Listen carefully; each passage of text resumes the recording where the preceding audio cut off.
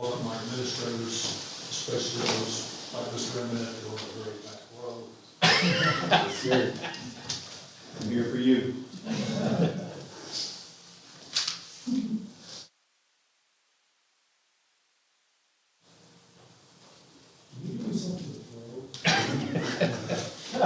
Billy Don Womack used to use an eraser. That's all. Hello, everybody. It's good to see you all. Same kind of days to Christmas like y'all are, but we're getting ready. Christmas is real good.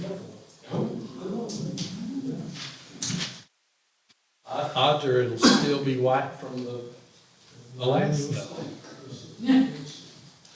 Welcome, everybody. I know Desiree's already called my doctor in our first, because it's procedure wise. We'll do that. And since I wasn't given a list for open forum, I will say that this is the time, if anybody that didn't sign up would like to, here's your chance. Psych. Thank you. All right. Let's move on then to action items. Everybody's had an opportunity to look at their minutes. There's no objection, we'll approve those as presented. So we're ready. And now we're going to talk about money. Let's talk about consent agenda. Yes, sir. I am gonna fill in for Carol tonight. She has been fighting the bug, and she's got a little voice, but we want her to keep it, so she's gonna be handy to ask any in-depth questions, so as far as, going through the whole thing, I can do that. So, Please take care of you. yeah, kind of been going through, we've had several out. Shawnee, as a matter of fact, is out tonight. Oh, no, she's not here. Okay. All right, let's go to page 6. You see, about halfway down the page, Center Gas, $13,000 for fuel. That was actually the only one for Center Gas because they had diesel, is my understanding. That's correct. The other, Westville did not have diesel that day, so we really feared we were gonna have to miss some, but I guess we caught back up on our diesel. Yeah, it's better now. We had a little shortage there for about 8 or 9 days. So. Then on page 7, again about midway down the page, Infection Controls Incorporated, that is our germ blast treatment. We do that 3 times a year. They do all campuses and athletic facilities as well. Top of page 8 is our payroll. We're right above $3 million for our November payroll. Page 9, there's not anything that's very large on that page. Don't see anything in particular. On page 10, there's our West-to-Go fuels. Again, about halfway down the page, 2 bills for a total of almost $24,000 between the 2 of them. So November was a little bit shorter a month, so we only had 3 fuel bills. On page 11, near the top of the page, athletic supply, $10,000 for athletic supplies. For the most part, that was actually getting all of our coaches' gear. That's just a little late bill in arriving, but all of our coaches have, their shoes and their shirts and a couple of shirts and pants. So we got a lot of coaches. So the majority of that bill was for that. But there were other books for score books and soccer equipment, things like that.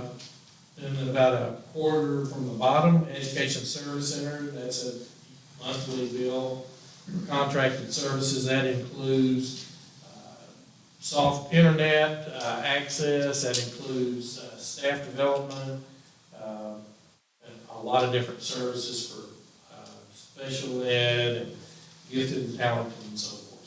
So there's a large list of those. Gandy's Dairy, near the bottom of the page, $11,000 for our milk products. On page 12, that is our cafeteria supplies. Again, a short month, so that bill is not as high there, and that's because we took a week off, Thanksgiving mainly. About a third of the way down, Mentor's Care, that's 2 months' worth of service. Again, Mentor's Care is our program that we have our volunteer folks come in. They're coordinated by Mark Blakely, and we were getting a lot of good feedback on that program.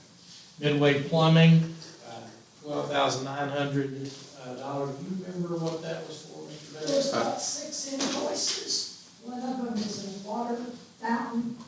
At West Elementary, we had a new water fountain. It's like about 4 campuses, you know, the toilets get stopped up and clogged up. And We had a leak at baseball, softball going into the dressing room area. We had to bust out concrete and actually change out some valves there. The ground shifted, wasn't a freeze, but it broke some valves in there, so we had to get an excavator in on that. Okay. All right, and those, that's the bills that you received prior to the meeting. On page 14, you see the supplemental bills, those you haven't seen necessarily. Go to page 15 and you see just under half, a little over a third of the Central Appraisal District quarterly allocation of $75,000. And again, that's charged on a percentage of collections. City of Abilene had a water bill that's actually a little lower than what we normally have, but I will say that, all of our campuses are trying to keep the grass areas alive, so we're continuing to water. Now we've got maybe that'll go down. We have multiple counts at the city, I just saw over back here, about 3,900, they don't send. And that's the thing, they come in at different times during the month. It has to do when the water was turned on, when we first set We got it. water bills for different locations. Yeah, they're for different And locations. both of those for water. Mhm. Okay. The They city come will, in at different times during the month. and the city will hit us for other expenses. We pay food service inspection, I guess that's what you call Right, it. licensing and our concession stand licensing, environmental department, we do licensing on that, grease traps at both our cafeterias and our concession stands. Yep. So, thank you for that, Carol. Solar Technologies, remind me Those about are that? vape sensors. Vape sensors, okay. That went to the junior highs, both junior highs. Taylor Electric at the bottom of the page, that bill's down, of course, the weather. So that's the bills for the month. Are there any questions? More cuts, totally. Taking our buses to playoff games. Well, I will say this, for the most part, they don't do that, but sometimes I have, they'll say, I ended up on a tollway and didn't intend to get on a tollway, and I don't know, Craig, We you have, see all those. one of our reading specialists goes to the Metroplex too, and that's where their destination, they get on North Texas Tollway occasionally. And we also have UIL that goes there occasionally. And that's, I don't know if it's off 121 or 114, but there's a short stretch there, they get on the toll road to get to where they're going, so. I will say this, after getting up on 75 North Central Expressway the other day, geez, I don't know why anybody lives in that godforsaken, man, it's just, it's parking lot all the time. But, yeah, that's, any other questions? How's the CTE? I think we're really close, I don't know. I went in there last week, the flooring was in, all the plugs, they hadn't connected, they're gonna do sewer connection over the holidays, because they're gonna have to saw cut and back behind the ag barn through quite a bit of concrete and asphalt, but it's stubbed out. Working on, we gotta work on drainage, I think I mentioned that one other time, But we're- working on drainage. That's kind of the next exterior. I think that's about the last thing that they've got, is they're gonna shoot a grade, try and make sure we get all that water, because there's a lot of water back there. Coming off a boat. They're pretty close on the inside, it looks pretty good. He thinks they're gonna start classes in there, semester. I don't know if he mentioned that to you, but Yeah, it's semester. Yep. And they've already been helping. they're kind of working in there kids. right now, yeah. Yeah. Cash balance, page 17. Currently in all funds, we have $9.2 million. You know, we have been slowly pushing more and more money in the Lone Star investment pool because of higher interest rate. We've got about $3.5 million in there now. You'll see that reflected in some of our revenue because our interest revenue has gone up. So, get on that page. You see down at the bottom of our fund balance history, we've actually put in the number Joey's going to present to us tonight as far as the fund balance. And that's our new. And on page 18, the expense report, the bottom line, grand expense totals, fairly close, about 5% above where we were. Some of the areas that may be a little bit out of kilter were security services. Of course, we spent more money in that earlier in the year than we have. You know, we've got an extra person at the high school that came on about October. So that's, that he actually came on after the budget process, so that's going to impact that. Also, you see community services. I think that too was a change of some personnel code. So that's the expense, again, pretty close in line. The revenue, also close at the bottom line, about a couple of percentage points difference. But we, on line 5742, that's the interest on investments, we're up quite a bit of where we were last year. And I think the 5749, Carol, that's some of the work Andy's doing, raising some of the sponsorship monies. That's just up again through November. That's a year-long commitment for most of those folks, so they need to generate more there.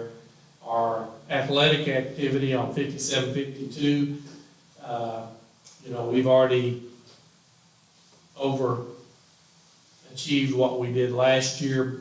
We basically base that number, that 146,000, on previous year activity, and so this year when you go 4 rounds, generate a lot more revenue. I don't know that that includes all that revenue yet. I don't think Rachel has gotten us all those numbers yet. Yeah, so there will be more of that to come. And so that's what I have for you on the money side.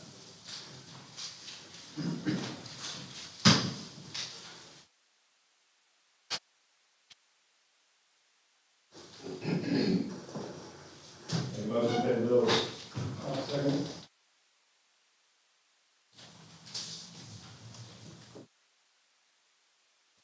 Any other questions for this clerk? All those in favor, please say aye. Aye. Opposed? Unanimously, bills are ready. Let's talk about the audit, Mr. Knight. Yes, sir. Each year, we are required by the state of Texas to have an audit by an independent auditor. Wylie is our auditor, and when I met the lead guy on our audit team this year, I instantly took a liking to him. His name is Joey, which shows a lot of integrity and character there. Obvious. Joey Elmore is I guess, are you the lead on the team? Is that what you are? Yes, sir. So I'm the audit engagement team manager this year. And so this is actually, I think, year 6 that I've gotten to work with you guys. And it's been But you didn't start as the audit. I did not. No, I came in as I think I was the low man on the totem pole the first year. So it's been a pleasure working with you guys. So, like Mr. Light said, for those of you I haven't met, I focus mostly on governmental audits and have been working with Wylie for a number of years now. And this is, it's a pleasure working with Wylie ISD specifically because of the quality of people you guys have. Y'all have really good people taking care of your stuff in the finance department and the administration department. And so we just want to, before we even say anything else, say thank you so much, Carol, for all the work that you put into the audit. This doesn't get done without good people helping with the process and spending a lot of time and energy. The audit went really well this year, so only good news is what Mr. Light said I had to report, and fortunately, that's the case, actually. We had, I'll give you kind of the highlights and then go through some specific things in the financial reports, and we'll kind of go from there. The audit went well. There were no material weaknesses or significant deficiencies in internal controls. That's one of the things that we're looking at, is the internal control structure in good shape, and we're pleased to report we didn't find anything that was out of the ordinary or broken. There were no findings in any of the sections of the audit, and so that leads to what we call a clean or an unmodified audit opinion. Basically means everything was fairly presented in line with GAAP, in line with all the standards that it's supposed to be. And I'll go into a little bit more detail on the audit reports. If you go to page 2 of there's a big old book in front of you that's got the current year audited financial statements, and page 2 through 5 is your audit opinion for the current year over the financial statements. It's going to have 3 main points in it, and it basically says that management's responsibility is for preparing and presenting the financial statements in accordance with all the standards, generally accepted accounting principles, and they're responsible for all the internal controls, so for making sure that everything's in place for review and approval. And then our responsibility as the auditors is to come in and to express an opinion on compliance with generally accepted accounting principles. It also talks about in there how our approach to internal controls is we gain an understanding of the district's internal controls to design our audit procedure. So basically, to do our testing, we look at everything that the district is doing and then design our audit procedures around that. And that allows us to express, that does not allow us to express an opinion on whether or not they're effective. It's just getting an understanding of it to design our procedures. Then over to the numbers, more numbers tonight. We've got the statement of net position on page 15. This is going to give you a snapshot of all the assets and the liabilities of the district as a whole. And it's presented on what's called the accrual basis of accounting, which basically means that it's going to include all of the long-term assets and liabilities. So any fixed assets and your debt is all going to be on this statement on page 15. And a couple of highlights on here. Total assets for the year was about $120.5 million at August 31st of 22, which is a decrease of about $2.3 million from last year. Your biggest chunk of those assets is your capital assets at approximately $108.9 million, which is 90% of the total assets of the district. And that went up about 1.7, so there's where some of the cash went. Cash is the next largest asset class in there, so you got $10 million in cash on the government-wide statements, which is a decrease of about $2.5 million from last year. Your liabilities of that asset is divided into liabilities and fund and net position, and your total liabilities for the year was $67.3 million, which is a decrease of $7 million from last year. And the largest liability in there is and pension liabilities, and also your bonds payable. And that's going to be about $60.2 million of the liability is in your pension, your OPEB, which is your TRS care liability that GASB wants us to put on these things, and the bonds payable that you have outstanding currently. And then down at the bottom, you'll see net position, and that's the amount that the assets exceed the liabilities at the district-wide level, and it's about $48.1 million this year, which is an increase of $1.8 million over last year. If you go over to page 17, this is going to be our balance sheet for the governmental funds. And so this is presented on a slightly different basis. It's modified accrual, which means there's no long-term assets or liabilities on these statements right here. It's basically concerned with current assets and current liabilities. If you'll notice, there's a separate column on here for each of the major funds, the general fund and the debt service fund, and then everything else is presented together in the other governmental funds. So I'll mostly be focusing on your general fund. Oh, excuse me. Actually, I've got info here on your total assets. So your total assets in the governmental funds is going to be about 12.3 million this year, which went down about 3.9 million in the governmental funds area. And again, cash makes up the biggest chunk of that, which went down from 12 million last year to about 10 million this year. That decrease is mostly offset by the 1.7 million increase you see in capital assets on your government-wide statements. At the fund level, you have about 4 million in assets, so these are, again, current liabilities that you're going to see, and that went down about 600,000 from this point last year. Your accounts payable actually decreased by about 1.4 million, but there is also a little bit more in accrued wages this year, so the net decrease was about 600,000. And then down at the very bottom, you'll see your fund balance, which is the amount that the assets of the funds exceed the liabilities. So you have a decrease of about 3.2 million from last year. And that's going to be divided into three or four categories depending on your district. So this year it's restricted, committed, assigned, and unassigned fund balance. And unassigned is the amount that's available to fund regular activities. And so what TEA normally recommends is that you have a reserve of about 2 to 3 times the average monthly expenditures. I went ahead and calculated that for this year, and right now the district, at 8/31, the district is sitting at about 1.7 times their average monthly expenditure. So a little bit low, but not significant at this point. Statement of revenues and expenses and changes in fund balance is 2 pages away at page 19. This is going to, again, talk some more about what's happening in the district's funds, so not the government-wide. It's going to break down the $3.2 million decrease in fund balance. You'll see revenues this year were about $55.2 million. That actually increased by about $2 million over last year, and that was mostly due to more state foundation revenue this year, about $1.7 million, and federal revenues increased because of the National School Lunch Program, giving a little bit of extra reimbursement this year as a response to the COVID pandemic. And then you have total expenses of $59 million, which is that actually increased about $2.9 million. And most of those expenditures fell into the instructional and facilities maintenance categories, which makes sense with all the construction going on right now. And then there's 2 other reports in the back of this book on page 79 and page 81. Page 79 is going to be your report on internal control over financial reporting and on compliance. Again, it basically just says that we don't express an opinion about the effectiveness of the internal control. We just kind of look at it.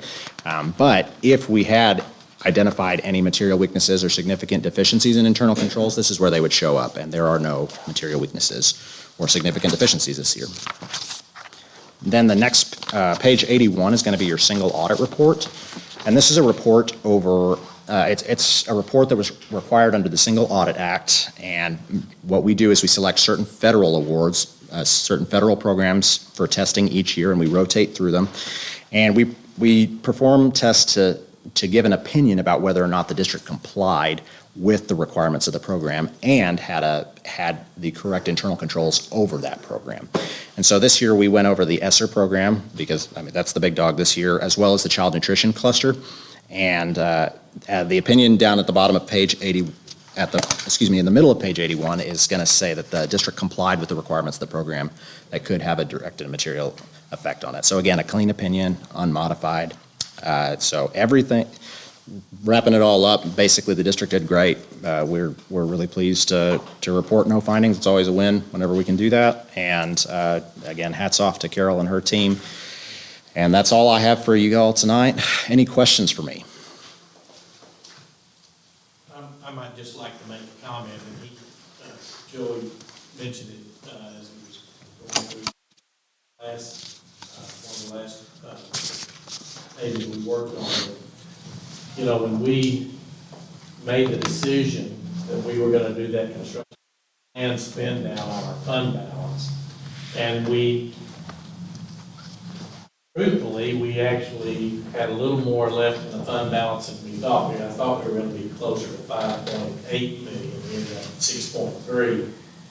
And so that amount, when we did those projections, the amount that we were expending monthly was lower because our payroll was a big driver of that.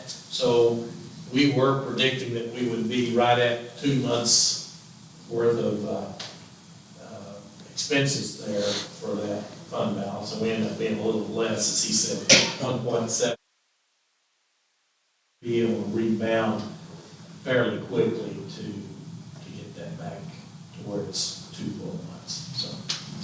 So, anytime, we have experienced that several times over the history, last 10 years, where we grow our fund balance, and then we spend our fund balance down on a building or some construction project, and we grow it, we spend it down. So as long as you're making pretty good projections on your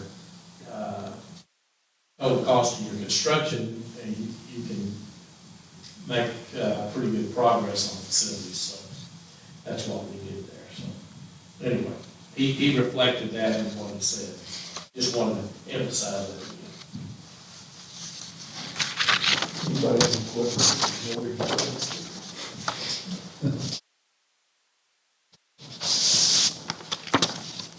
Thank you, Joe. I appreciate you. Thank y'all.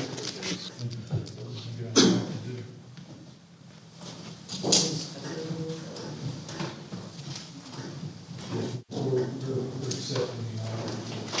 I move that we accept the audit funding for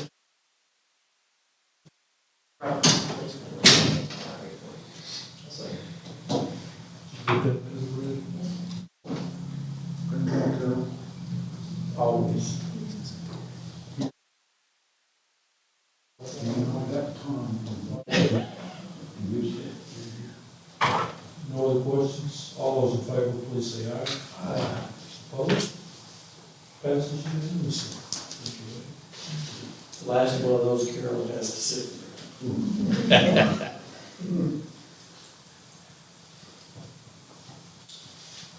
All right. It's time for public input on our ESSER 3 funds and continuity services plan. Yes, sir. We've got to revisit this every 6 months. That is correct. So, it kind of seems redundant, but we are required to do that. So let me just make a couple of comments. Jackie does a great job of keeping this on our website, so that's one of the requirements we have in our ESSER funds. But some of the changes that we have made, if you remember, we changed the protocol from a 10-day protocol, if you have COVID, to a 5-day protocol. That basically matched our students with our staff. That was done early in the year. And basically, that they follow the same guidelines that we have for all illnesses. You need to be fever-free and so forth, all those things. The voluntary testing program was added, or basically re-added in September, because we had some testing opportunities, but then we added that program again in September 22. COVID testing is done on campuses. There's no longer a central location to do the testing, if that is requested. Notification of positive cases to parents and staff through email and website dashboard is no longer a requirement, and we're no longer doing that. We don't have to even report to the state anymore, do we? It's something Mr. Desi did. Social distancing efforts were taken out of the continuity of services plan. Remote conferencing options used when needed was taken out of the plan. And then the food services federal waiver that we had that allowed all students to have free meals, that went away. So now you get free meals, you have to apply. So at this time, again, we're trying to gather some public input. If there was any public input on that continuity of services plan, we take that. Is there any public input? Mr. Randall? No, sir.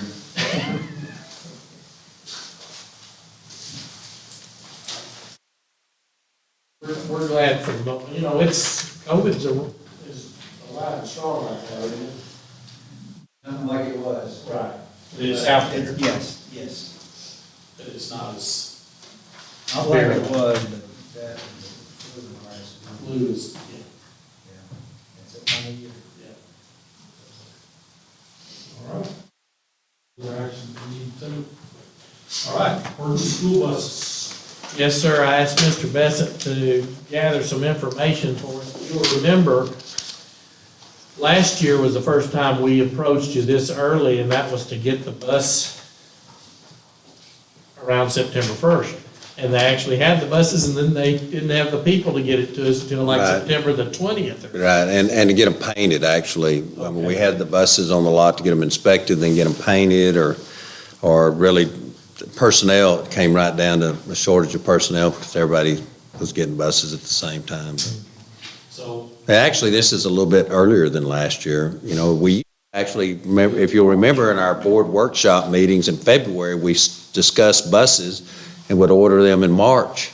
And then last year, maybe it was maybe to January when we got it out, and then we received some information that if we were hoping to get them by the early fall, would have to come at this time and to get this price. So that's what we did. We got several different quotes of buses. Tonight we're bringing to you potentially route type bus, 2 route type buses and 1 travel bus, conventional C chassis type travel buses. So that's the same kind of chassis look as a regular route bus, but has some added features on it. So Mr. Light, the route buses we're bringing to you tonight are 71 passenger gasoline, just like we've purchased historically. And as you know, our ridership has increased.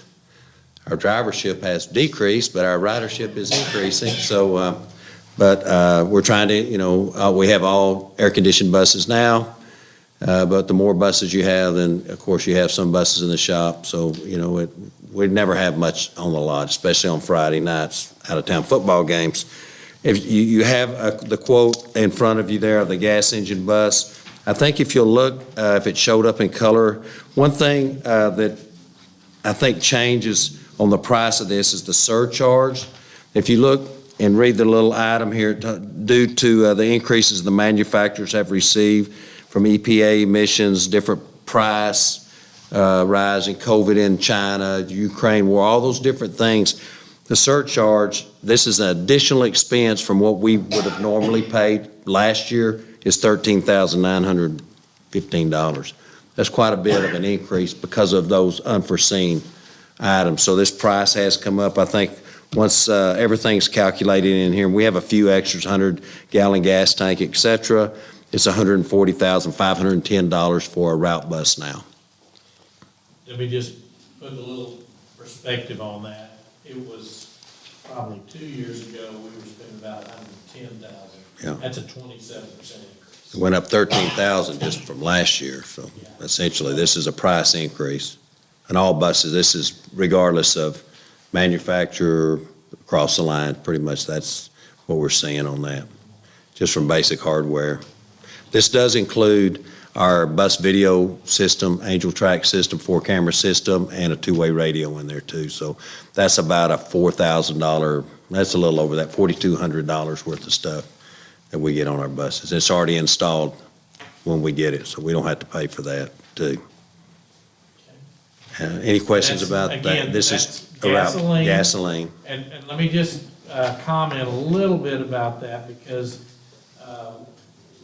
it seems like we've had several discussions, but, I really believe we would love to be able to use the diesel, especially on the long trips. However, when they end up, if we get diesel and we use them when they're new and take the long trips, that's all fine and dandy, but then as they age a little bit and we put them in the routes, the diesels have really struggled if they are not on a real long route, because they're. And the emission standards that are on there and the sensors now, that you don't run them at high enough RPM for long enough time, then they automatically shut down.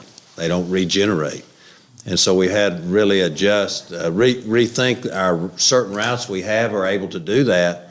And then the majority of the routes we have now we have more neighborhoods in the Wylie district, they're not regenerating those diesel buses, and so what happens is it goes down and we have to tow it in, and or you have to, every so often you have to drive it down to Jim Net, Tuscola and back, and drive it for 25 minutes at over 55 miles an hour so it'll regen. And so it's been a problem, and I think our maintenance cost has gone down quite a bit with the gasoline on route buses. So the activity bus that we delivered to you is a diesel bus, but that's not a route bus, so it does get on the highway and moves. And we still have diesel buses. We just have to be more selective in what routes we use them on, and then we're able to use them on our activity trips. So, One other thing that I would say in regard to diesel, right now, this is gonna fluctuate, but right now, it's not quite double, but it's some places $2 more. I mean, it's expensive. Diesel is crazy. Mr. Bessett, yeah.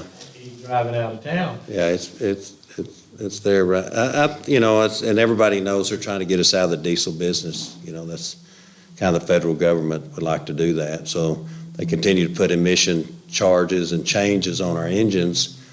Makes most of our expenses post-emission, post-emission. It's not really with the actual diesel motor, but, and so we didn't get our big price increase on diesel engines yet, but there's one coming. It usually follows suit from the California standards, and that's what is passed on down, but there's always additional sensors, and every one of those sensors is $5,000 to $7,000. You see them on our bills. Sometimes they come through here, it's just a sensor craters out of there.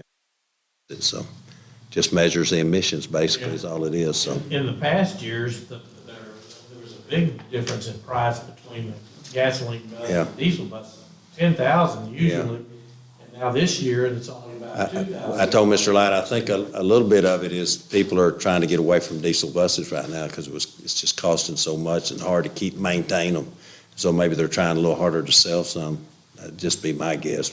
It still had a $13,000 increase on those engines. So, and then the travel bus that we looked at, or the activity bus, is the Type C conventional.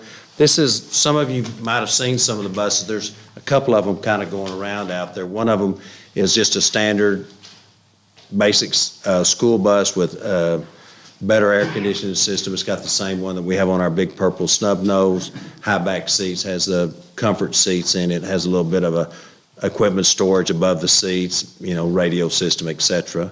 Then a conventional route bus, and of course they're painted white or purple. We get ours in purple, and they have a little bit different speed they can go.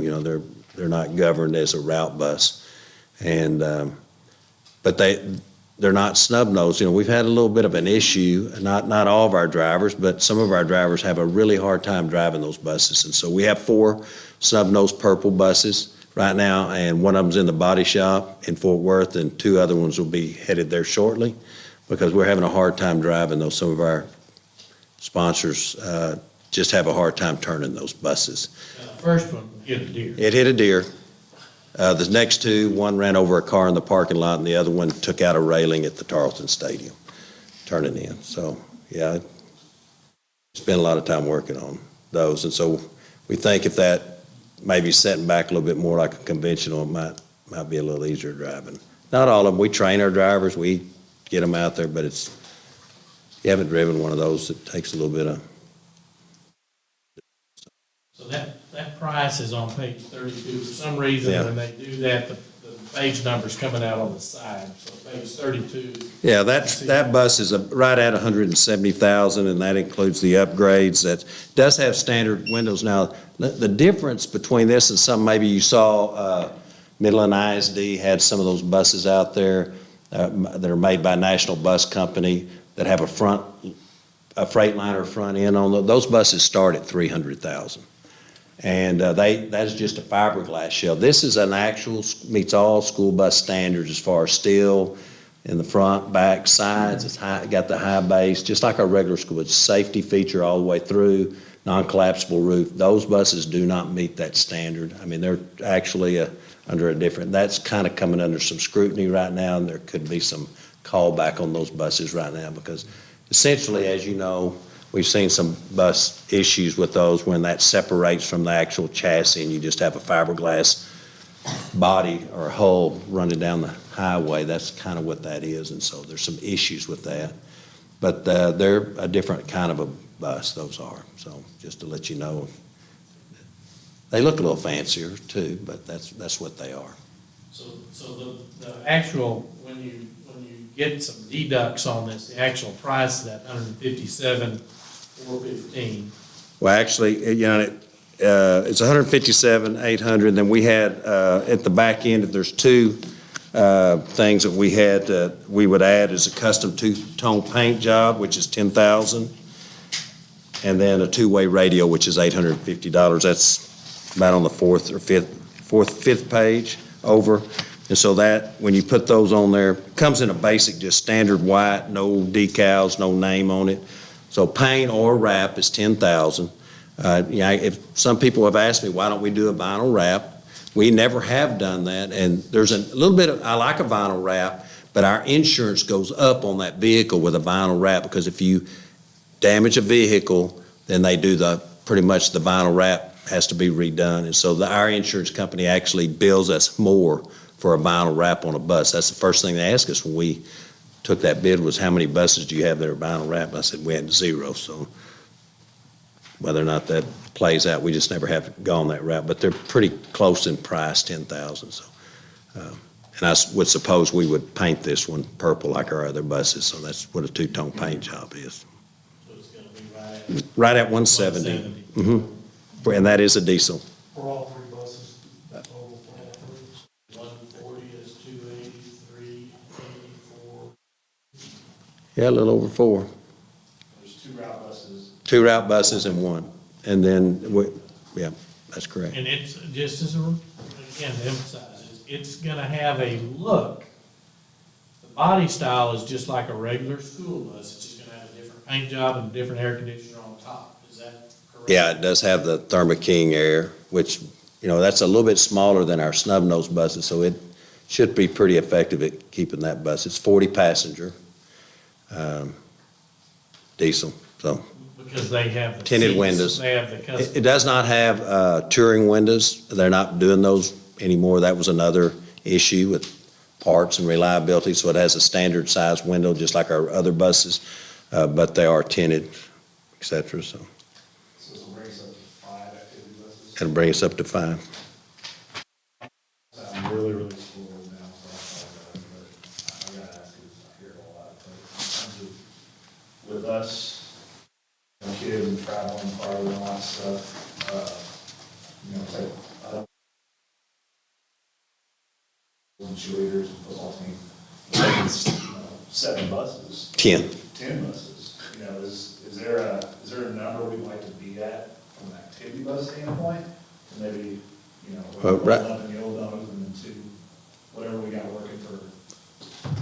Well, I would say the one thing, I mean, again, everything is, you've got to balance an act of trying to figure out what all the uses of those activity buses are for. And I would say the only time we take 10 buses out are five nights a year plus playoffs. Playoffs at 11 So, buses. so we're, to get those extra 5 buses, I just don't know that it's money that is spent reasonably when you can put really high quality yellow bus. Granted, it's a standard seat. It's just a stretch to me to be able to afford $170,000 I will say, on 5 more buses. when you talk about like basketball, especially like our women coaches, I think they would prefer to drive this Type C travel bus than that snub nose, especially some of them. Because they'll almost, at times, some of our younger ones would ask for just one of our yellow travel buses instead. It's a little easier to drive, negotiate. You're getting in a parking lot full of cars in front of somebody's gym, and that's not something you do all the time. it can get pretty nervous, and so, I think that would help, that's gonna help on that, and it's gonna be a new bus too, and we feel good about getting down the highway on, so. Yeah, let me, just finishing up on that other, on 10, Yeah. maybe say 10 activity buses. The thing about it when you have a new yellow bus is that those eventually end up in the fleet. The purple buses or the white buses, you can't That's it. transport in those, so really, they're on the parking lot.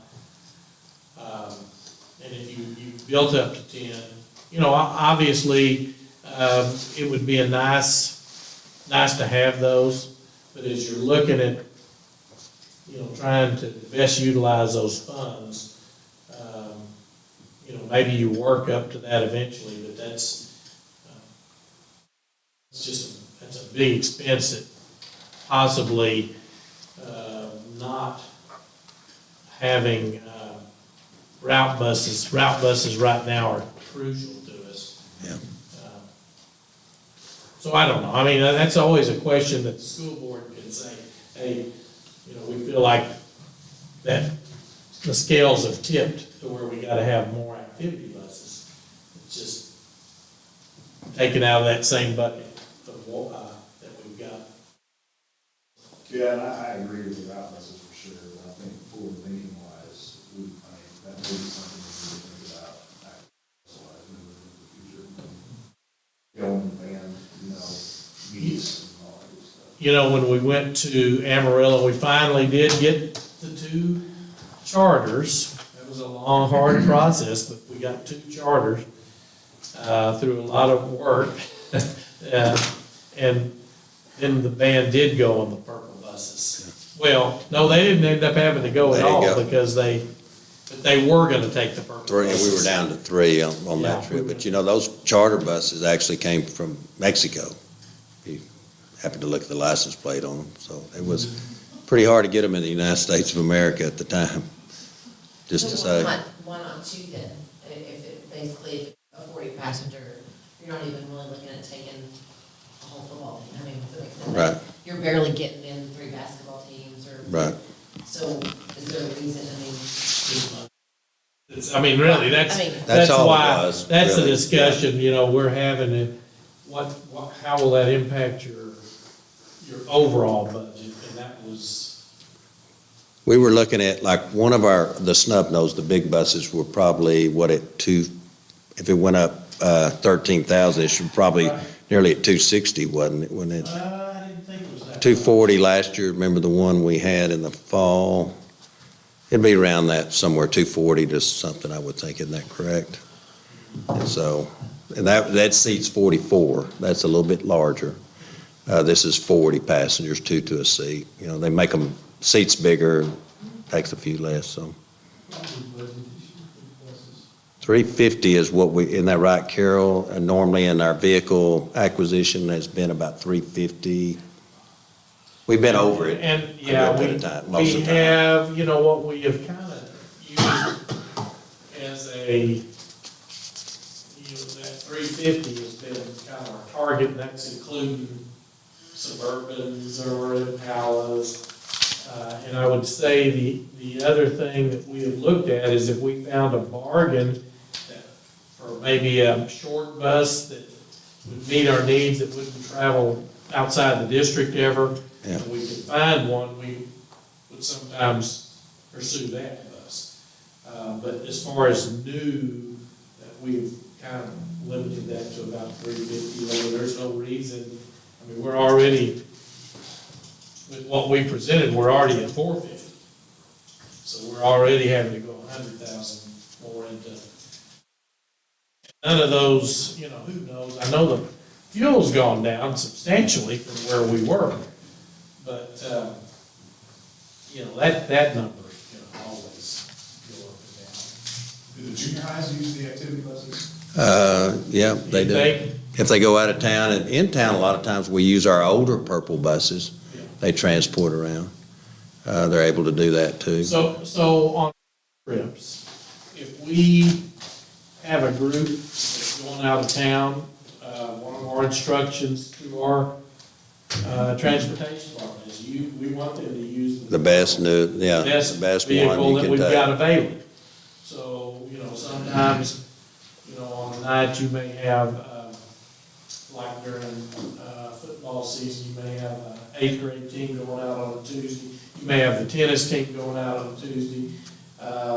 And that's Maybe what volleyball in the going fall, out. we kind of run into that sometimes with team tennis is out, and then we have UIL, maybe they're leaving Saturday morning, so, you only have so many buses, so a lot of times we get in Friday night, we have people up there that fuel buses that night, so they're ready to go, because a lot of those people leave out, our tennis leave 5:30 or 6 in the morning to go, our UIL people, and so we fuel the buses, we have somebody waits on them, and we get them ready for the next morning, then we push them out again. They pretty well used in the fall, so.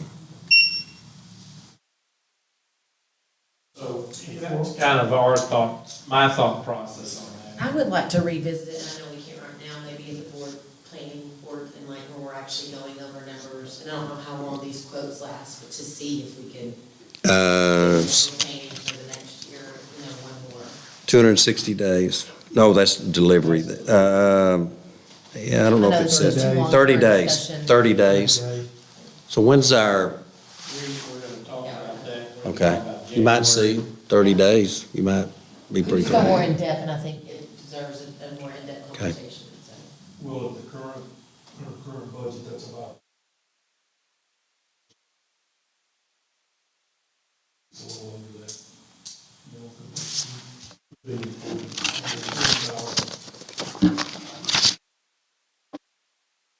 So Miller's point, my question would be, what impact would that have on our ability to maintain our buses? Sure, Buy fuel, whatever, all the things we gotta do out of that. okay.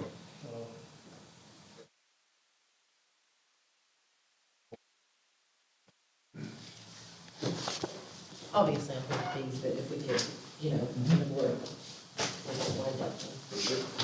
So you're saying starting in, okay? Okay.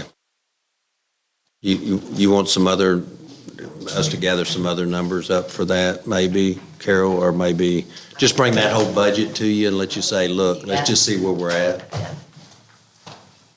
I know typically we have a bus audit, if you guys, here's where we are, Yeah. and all those kind of. It's a little better long-term, and next budget, you guys increase that transportation a little bit. Okay. You can find the money someplace. You can take it out of Joey's salary. No, Mr. Hammond. Carol's like, "Good That's exactly what she said. All right.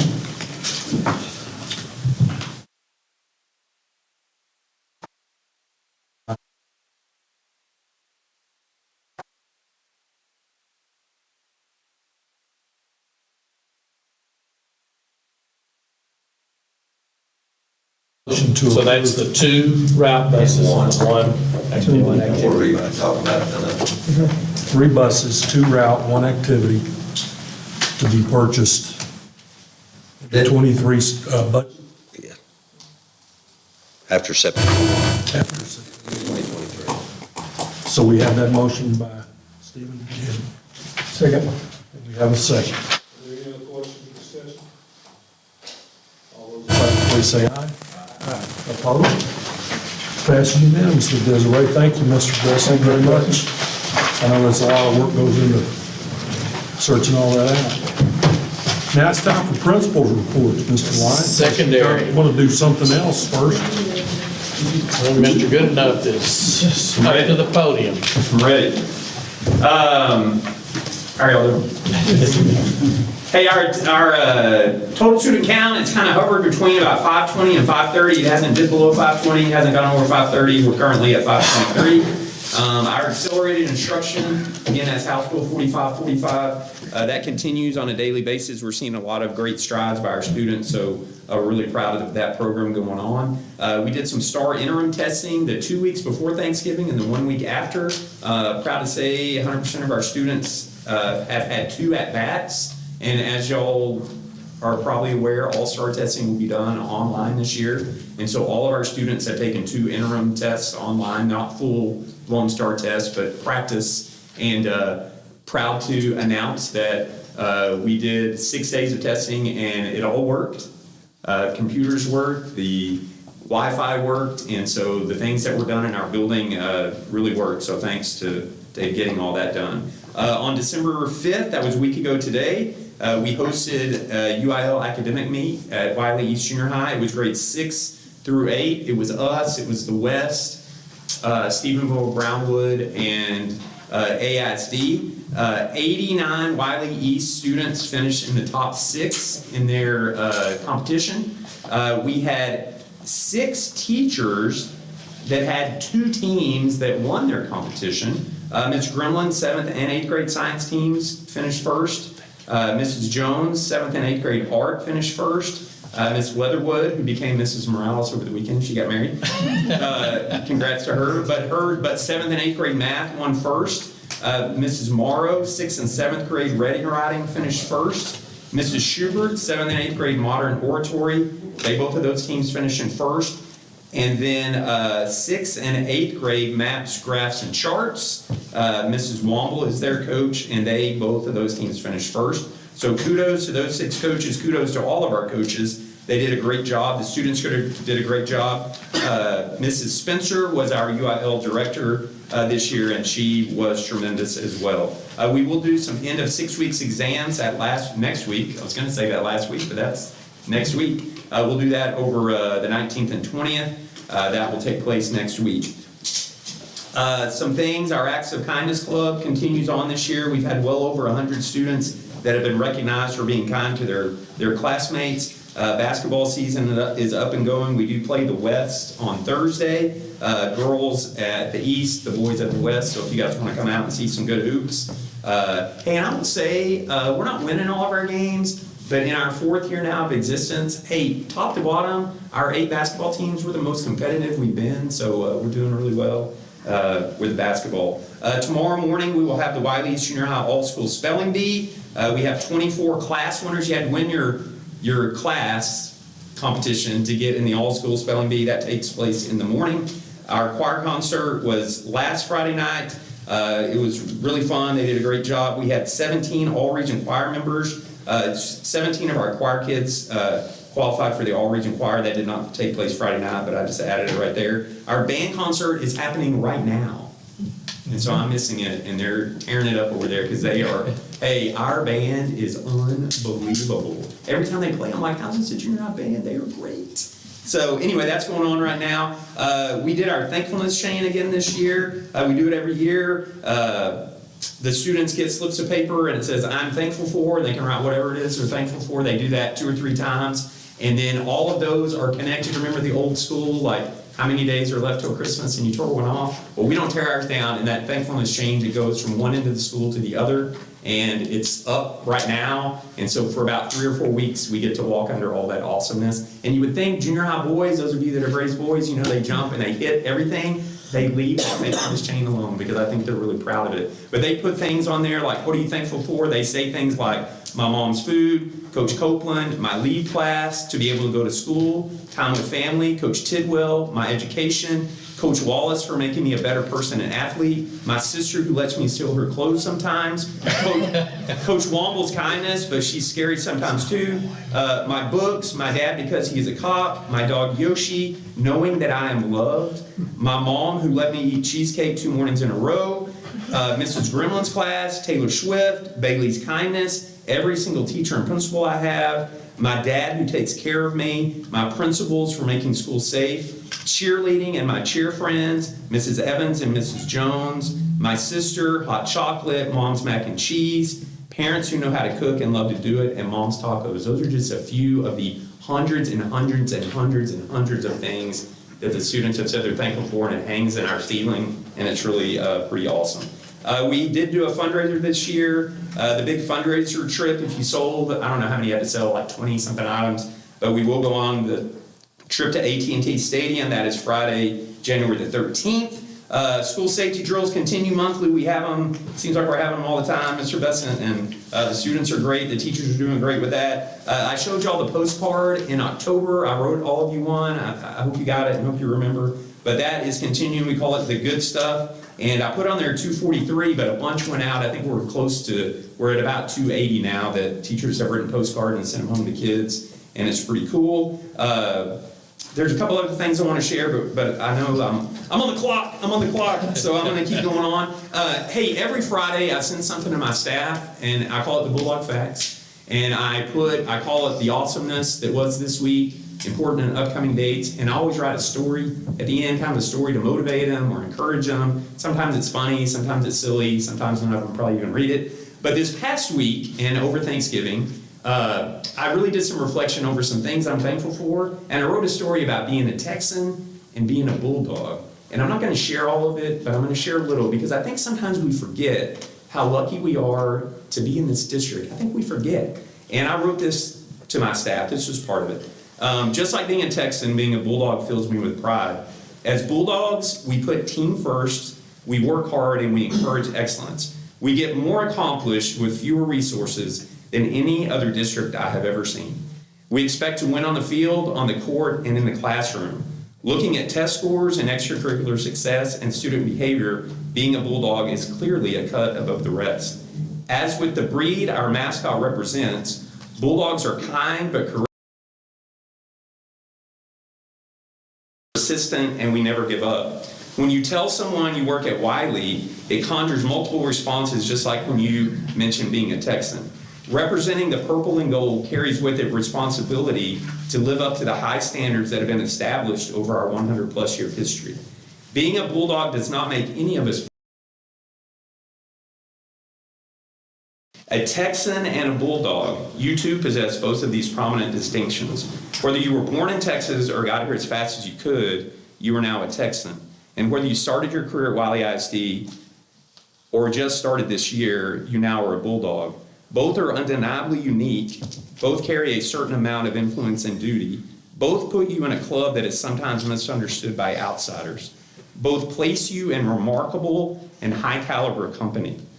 Both afford you the position that is the envy of many. Both are monikers you can proudly carry for life. Just like me, you are a Texan and a Bulldog. It simply doesn't get much better than that. Y'all don't mess with Texas, and as always, it's great to be a Wylie Bulldog. So, hey, thank y'all for what you do for us. Hey, thanks for the little bonus that we found out about today. We appreciate it. The staff got pretty excited, so thank you. Thank you, Mr. Goodenough. Who's gonna win that game? Come watch. I think there'll be a little winning on both sides. Hey, I don't know what he's going to share about his UIL, but they beat us, but it was remarkably kind of close. The number of kids that won. He won, but it was close. It was close. I'm just trying to stir the pot. And as kind West people we are, I gave my time to Mr. Goodenough, and I'll go a lot faster. We had 970 total students at Wylie West Junior High, 96 overall attendance. Go through there with character building. November did gratefulness, December responsibilities, and then January personal resolutions. I want to talk about the lead class. That is the class that kind of is creating those leaders and kind of for the high school with PALS, kind of a pre-PALS, Mr. Keenum. And we've created 2 classes this year. We had enough students to do that, and they are working with our functional academic students, our CIS students, 5th graders, and helping with different things throughout the school, so doing a great job there. And Miss Riston leads that group. Academics, I'm going to skip on down. Miss Ruff ran our UIL event and does a great job every year. We hosted grades 2 through 5 on our campus, and we had 115 students place in 1st through 6th place. First place overall, 31 students. Second place, 20 students. Third place, 15. Fourth place, 13. Fifth place, 18. And sixth place, 18. He shared teacher accomplishments. I shared our students. I didn't write down teachers. We had a lot of teachers that did some great things as well. Our spelling bee, we had that last week. We had 40 Class B winners participate, and Daniel Sanchez won the spelling bee for Wylie West Junior High, so he will be moving on to the Area B. Let's see what else we have. End of 6 weeks test he mentioned. He also talked about interim tests I'm not going to mention. We had choir concert last week. They did an awesome job creating the mood of Christmas. Our band concert is tomorrow, so looking forward to seeing that. It was in November. We did the Veterans Day breakfast, but I haven't spoken to you about that. We had over 150 people come out. We fed them breakfast. I cooked eggs, bacon, sausage, pancakes. And there was a lot of people that came and ate breakfast with us that day. So it was an awesome job, and Ms. Nelson does that with our S2S students. We're gonna do a Christmas staff lunch next Tuesday. Our staff brings soups, and I cook grilled cheese sandwiches. So if y'all wanna come out and eat with us next Tuesday, you're welcome. So let me just make a quick comment. They both talked about UIL, and, you know, I really think that's one of the good things that our kids and our staff does is they get into a competitive situation over something that's not athletic. The competition this year, they brought the best from Abilene to be part of this, and they, apparently not in all the events, but in the elementary, I know they were bringing 6 per event, so really they didn't do it by. All schools a contest first. Yeah, And took their best 6 out of all their AISD. schools to compete against R3 West and R3. We didn't get to combine. Yeah, we didn't, Yeah.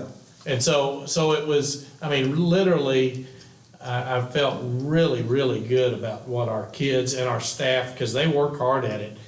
And, you know, just really proud. And Stephenville and Brownwood always have good kids. So, I mean, it's not, I just think that that's something that stays with them, and it really helps us when we get to the high school and we're fighting for those kiddos to get involved in debate and in one-act play and all those really important things that can, you know, I'm one of those that have a son that, because of, I really believe investigative math, he went into engineering. And so, I had that on here too, I didn't mention, but investigative math and science did 2 competitions in November, getting ready for the spring. So. yeah, and all that plays together. So thank you all for the work you did on that. They did a great job hosting, we appreciate They did that, and Mr. Amonette hosted the elementary. And, you know, I know our folks get tired of hosting things, but I really know that we do a better job. We just do a better job of hosting it, because we really put some effort into it. And so, thank y'all for what you did. Yes, sir. Thank you. Y'all, I kind of stole my thunder here with the UIL stuff, but I will say. color. Yes. I don't have a color printer on. Okay. We're just spending that money at Wylie High. If you want to color ink, if you want to forward to a color, I will. You can forward it to me, I'll print it. We're real bougie at the high school. We are. First, I just want to piggyback, and I, told, I don't remember what we were hosting, but I'm just so grateful for the facilities to host. And we have the people to host. I know at the high school, our custodians are always excited to host. I think Cat Claw, I think Stella walked around on cloud 9 all weekend long, just serving whoever she could. And so thank y'all for always investing in our facilities so that we can host and show off, all that we have. At high school, the enrollment is at 1467. You can see each class just gets bigger and bigger. To piggyback again off of UIL, we had some Math Bowl champions, and that really is a tribute to our students, our teachers, but also finding value in that investigative math class. And then 3 years ago, we started a UIL literary and social studies class, and so you'll see those kiddos winning. And then of course debate they're always rock stars as well. But what's cool about this Math Bowl championship is that our JV and varsity math team won the large school division. They're combined, they earned a trophy called the Barton Cup, and that's a traveling trophy that all their names go on the side of it, so they're really excited about that.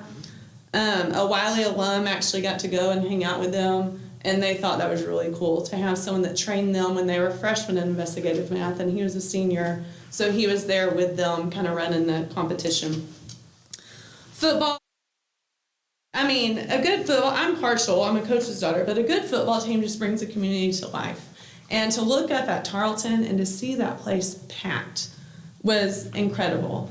And that's what I told our kids, is it just brings a community together. They're not just scoring touchdowns and getting sacks and getting interceptions. Little boys, little girls are watching, not just the quarterback, not just the cheerleaders, but the color guard, the flags, the managers, the AV guys, all the kids that involves. And so what a fun season. We are just really excited and proud for that. And then, of course, proud of Coach Martin being named District Coach of the Year, which was awesome. So a lot to celebrate there. Along with that, Pure Gold Band. This has been a little bit, but it's been 2 months since I've gotten to talk to you. They were in the Region 6 marching evaluation. They earned superior ratings. And then for the first time, they got to march at the area competition. Normally, when it's not a competing year, they don't march at area. But they let them march at area, and they kind of get they get a real score, but what would have happened.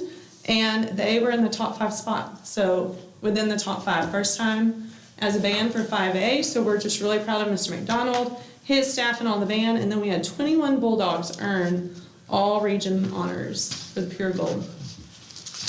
It was a busy night on December 1st at Wylie High School. Travis Tripp was over in the pack, and the Bulldog Christmas Market was going on in the cafeteria. It was awesome, as usual. Lots of booths. Every year it gets better and better. You learn and you want to improve every year. They brought in over $22,000 of revenue that night. And poor Carol is working through all that now.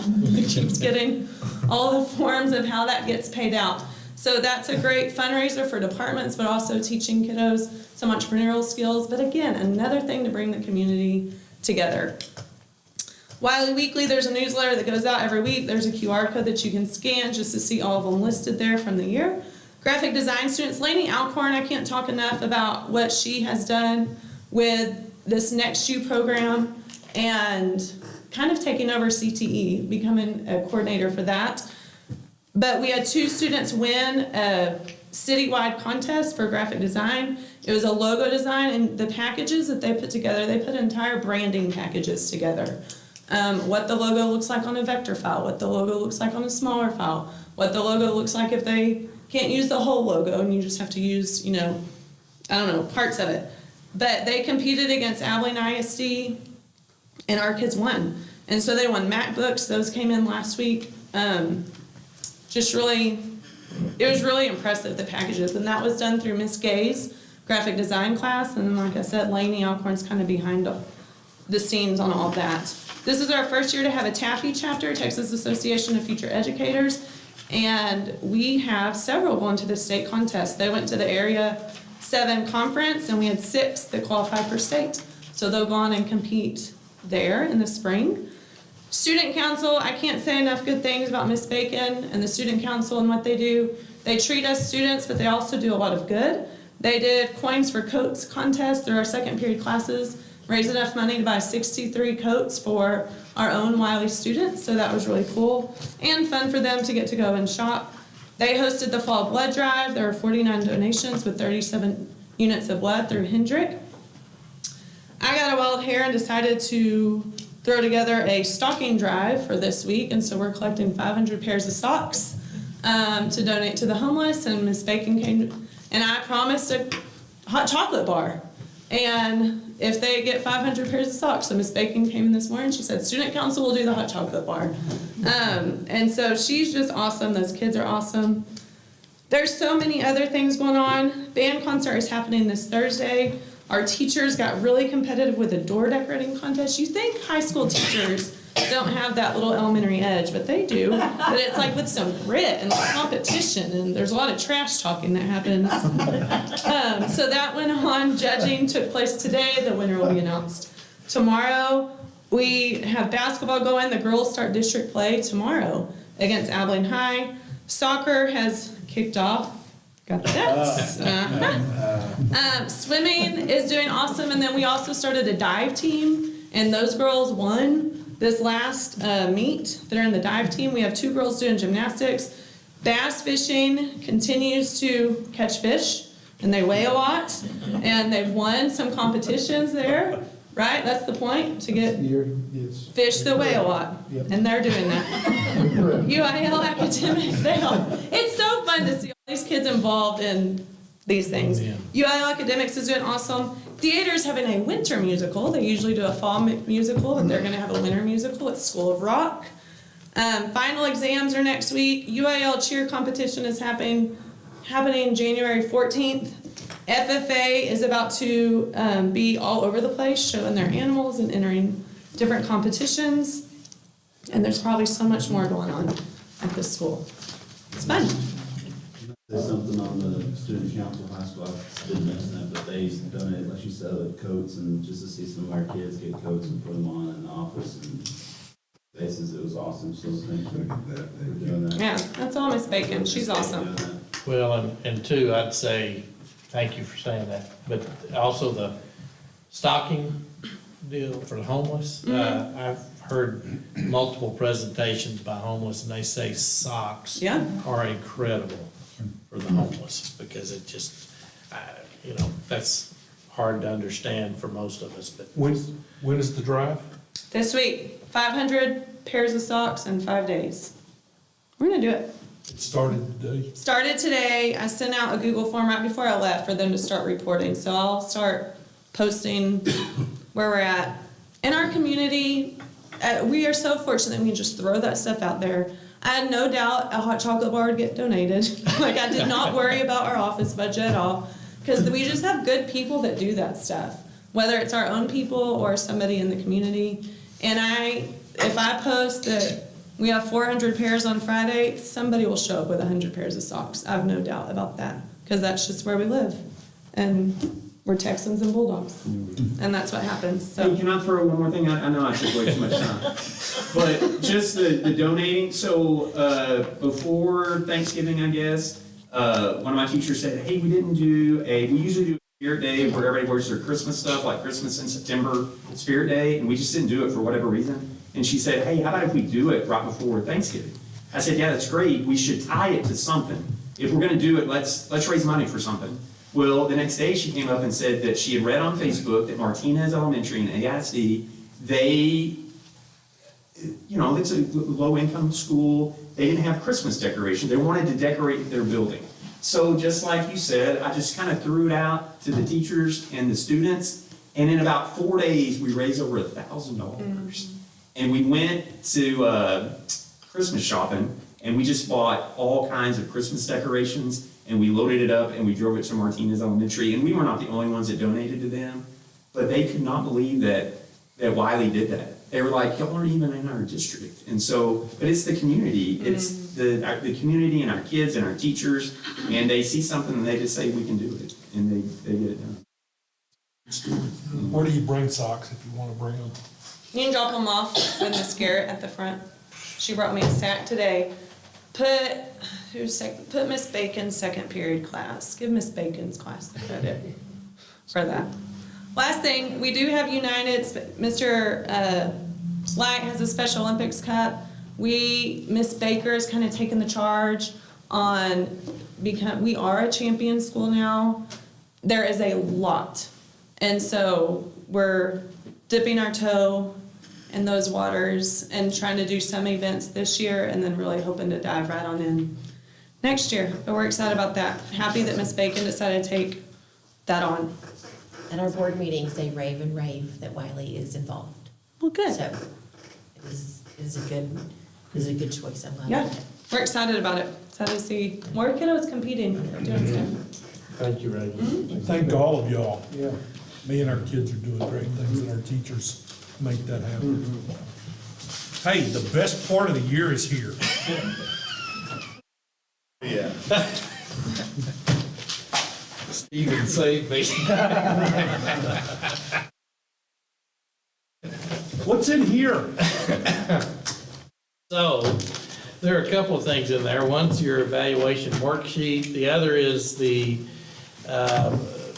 superintendent appraisal worksheet that the commissioner recommends we gather data on. It has a cover sheet like that. It's got a lot of information about academic achievement, participation rates, et cetera. So look at that. I think the front page has got a great descriptor on it, so if you have a chance, read that paragraph or so there.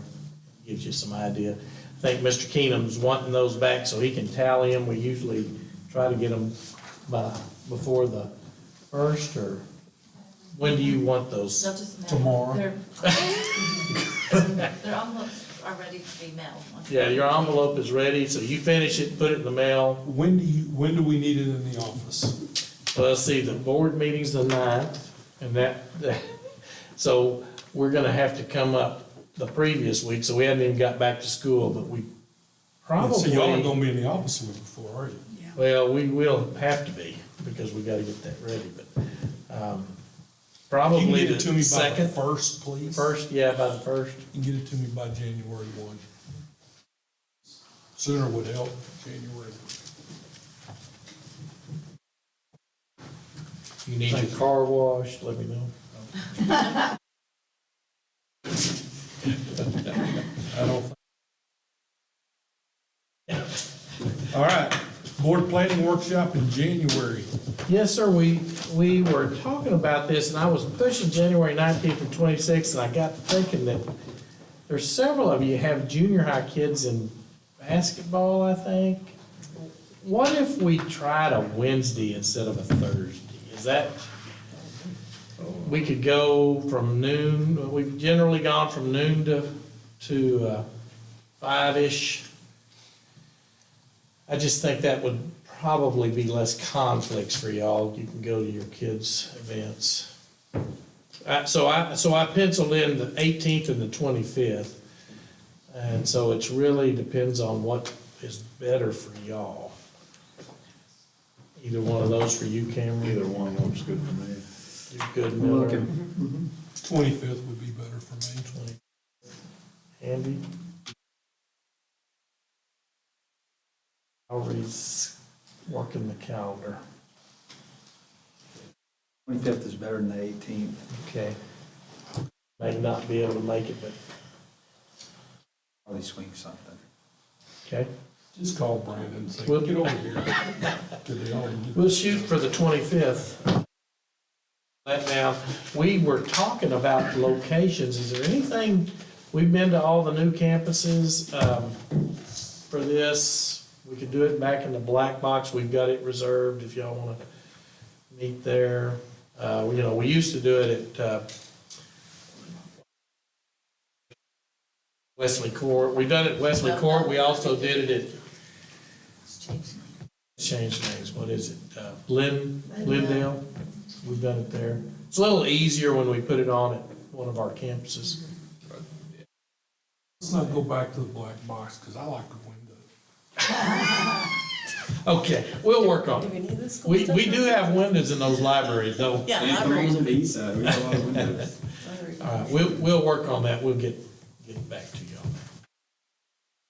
So we'll plan on the Wednesday, the 25th, and we'll talk about some of these items. And mainly focus a lot of it on construction and future things. We're gonna have a meeting with our long-range, the growth and Wylie Growth and Planning. Planning Committee. Thanks, Jackie. Gone through an identity crisis as we've gone through. Rebranding. Cameron wants to know what's for lunch. Well, we do like shed, but we'll see. We'll see where we end up. Okay, Just trying to help you out there, Bill. Does like the shit, matter of fact. A little bias. All right. Special education report, Mr. Light. yes, sir, RDA ratings are a report that in the past it was called PBMAS, Performance-Based Monitoring Analysis System. Basically, it's a way of gathering data that the state, in regard to special ed, bilingual, career and technology, and other title programs. You can see from what Ms. Vaughn put together, this is an extensive, she gave you a lot of the background. I'm gonna go to the back page of your packet. And Mr. Vaughn has looked over this, and he's actually got a bigger book than what y'all have, and he wants to throw anything in, he can throw it in. I'm gonna go the last page, which is the summary.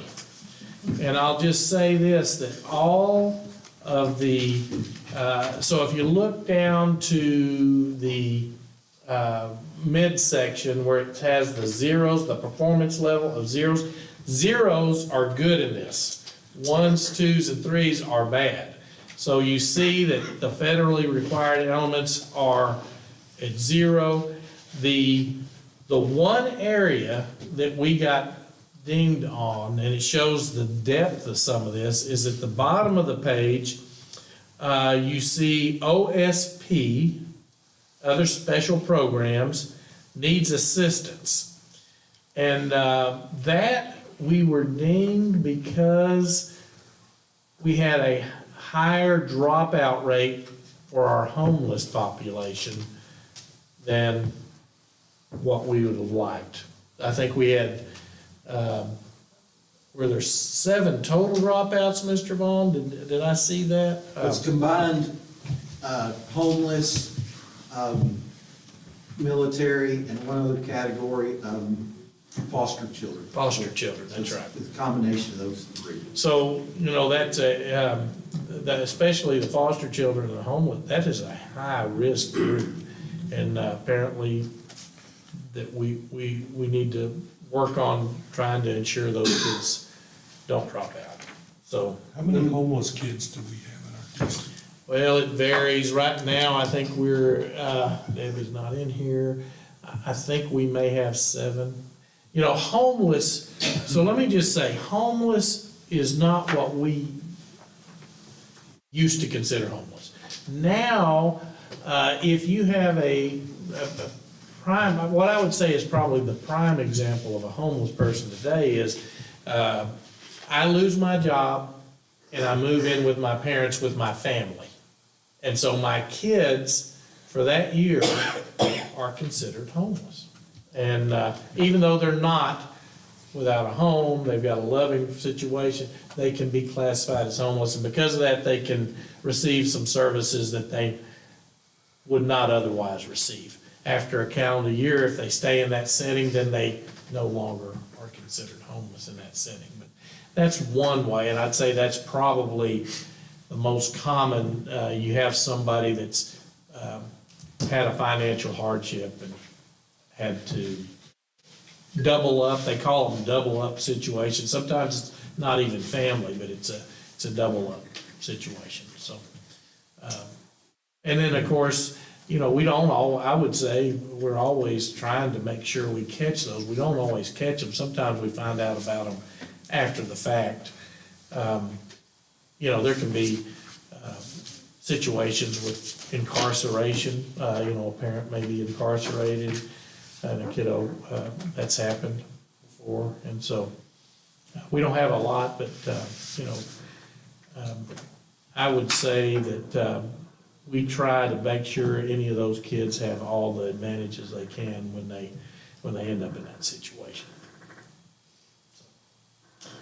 But as you can imagine, that's a group that would struggle. I mean, if any group would struggle with finishing school, that group would have some claim to, hey, my life's in a bad situation and I'm having a hard time, and you can see why they might have that difficulty. So let me just say that if you look through that report and you see all those areas that are not, actually that homeless report is on page, let's see, did that one come out on the side? 73, it's on the side, it's real hard to see, it's right in the middle of the green print on that page. But that's the 3 areas, the foster care, homeless, and military that are under that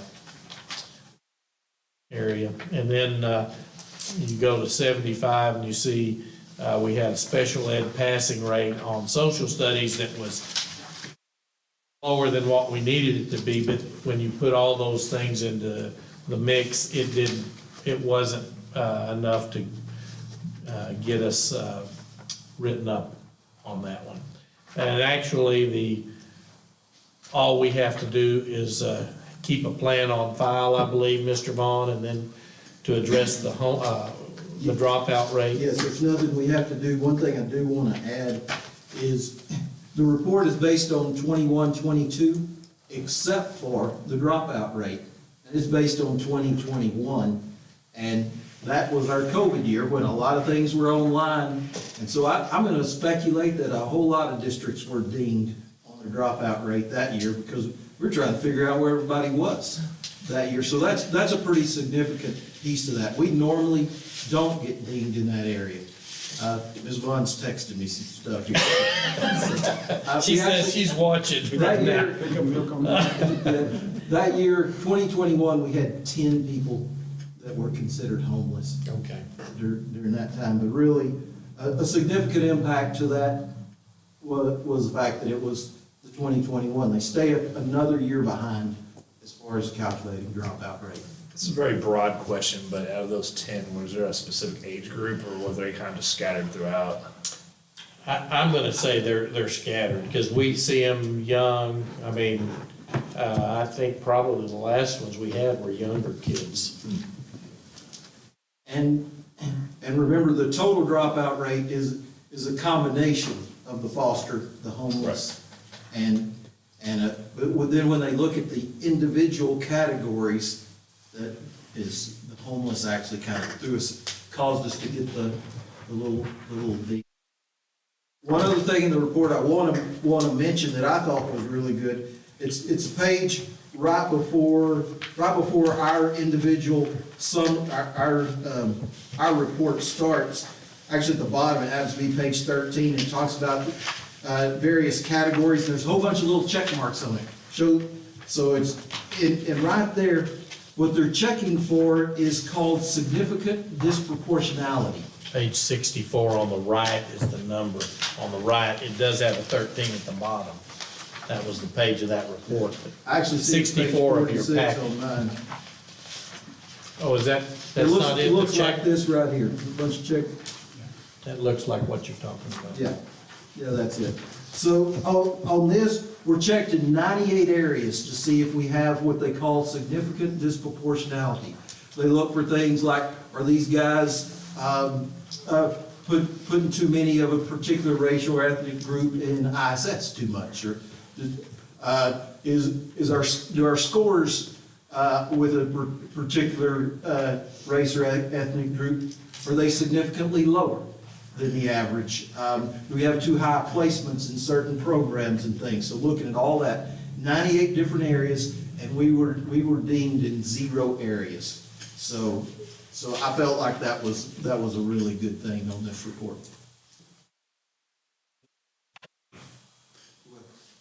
That's about all I know as far as results-driven accountability. I got a tutorial this afternoon. Well, obviously, we're doing good things. You guys are doing good things. So thank you. We're going to go into executive session.